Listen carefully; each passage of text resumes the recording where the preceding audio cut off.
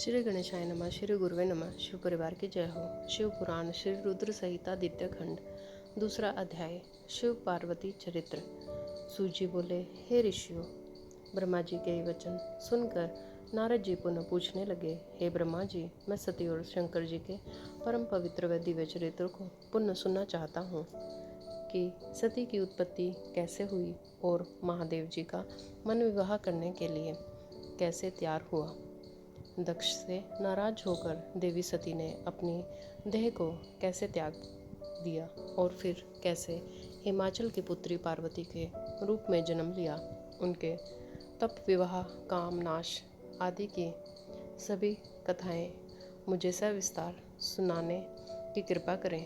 ब्रह्मा जी बोले, हे नारद, पहले भगवान शिव निर्गुण, निर्विकल्प, निर्विकारी और दिव्य थे, परंतु देवी उमा से विवाह करने के बाद वे सगुण और शक्तिमान हो गए। उनके बाएं अंग से ब्रह्मा जी उत्पन्न हुए और दाएं अंग से विष्णु उत्पन्न हुए। तभी से भगवान सदाशिव के तीन रूप ब्रह्मा, विष्णु और रुद्र सृष्टिकर्ता, पालनकर्ता और संहारकर्ता के रूप में विख्यात हुए। उनकी आराधना करते हुए मैं सुरासुर सहित मनुष्य आदि जीवों की रचना करने लगा। मैंने सभी जातियों का निर्माण किया। मैंने ही मरीच, अत्रि, पुलह, पुलस्त्य, अंगिरा, क्रतु, वशिष्ठ, नारद, दक्ष और भृगु की उत्पत्ति की और ये मेरे मानस पुत्र कहलाए। तत्पश्चात मेरे मन में माया का मोह उत्पन्न होने लगा। तब मेरे हृदय से अत्यंत मनोहारी और सुंदर रूप वाली नारी प्रकट हुई। उसका नाम संध्या था। वह दिन में क्षीण होती, परंतु रात में उसका रूप सौंध और निखार जाता था। वह स्वयं संध्या ही थी।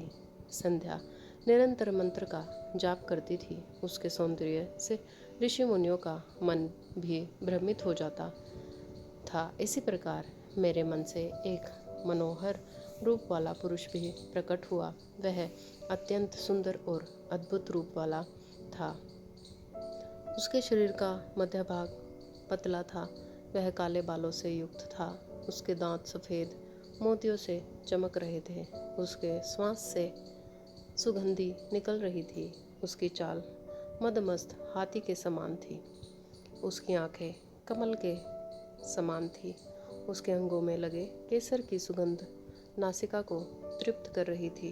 तभी उस रूपवान पुरुष ने विनयपूर्वक अपने सिर को मुझ ब्रह्मा के सामने झुकाकर मुझे प्रणाम किया और मेरी बहुत स्तुति की। वह पुरुष बोला, ब्राह्मण, आप अत्यंत शक्तिशाली हैं। आपने ही मेरी उत्पत्ति की है।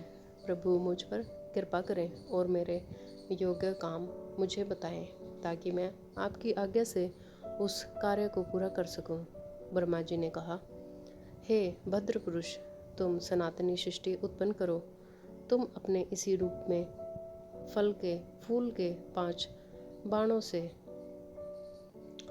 स्त्रियों और पुरुषों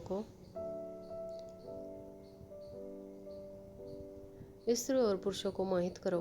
इस चराचर जगत में कोई भी जीव तुम्हारा तिरस्कार नहीं कर पाएगा। तुम छिपकर प्राणियों के हृदय में प्रवेश करके सुख का हेतु बनकर सृष्टि का सनातन कार्य आगे बढ़ाओगे। तुम्हारे पुष्प में बाण समस्त प्राणियों को भेद कर उन्हें मदमस्त करेंगे। आज से तुम पुष्प बाण नाम से जाने जाओगे। इसी प्रकार तुम सृष्टि के प्रवर्तक के रूप में जाने जाओगे। ओम नमः शिवाय। नमः पार्वती पते। हर हर महादेव।